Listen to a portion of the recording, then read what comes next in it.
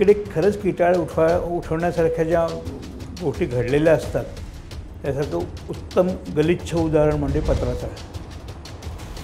ज्या तिकडच्या रहिवाशांनी शिवसेना मोठी करण्यामध्ये सातत्याने मतदान करून मोठी केली त्यांच्या पण जागा तुम्ही ढापता, त्यांना देखील तुम्ही त्या वाऱ्यावर सोडता.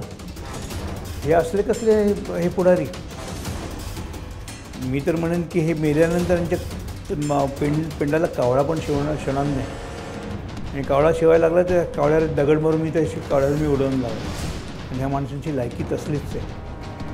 ते स्वप्ना पाटकर हे प्रकरण झालं तेव्हापासून मला ती केस पूर्णतः मला मान्य आहे, माहिती आहे. सर मान्य नाही म्हणजे जे काही झालं मी पहिल्यांदी विश्वास नाही ठेवला. म्हणजे स्वप्न असं नसतं ग, असं कसं तू एवढं त्या वर्तुळात फिरणारी आहेस.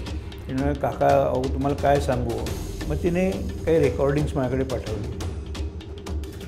केवळ नाव मोठं पुढारी म्हणून तुम्ही मिरवताय म्हणून पोलीस तुमच्यावर ॲक्शन घेत नाही.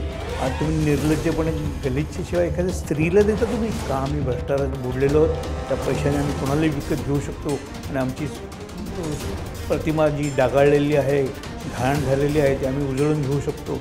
हा भाजीला आत्मविश्वास. ते पाप कुठे फेडायचं त्या लोकांनी?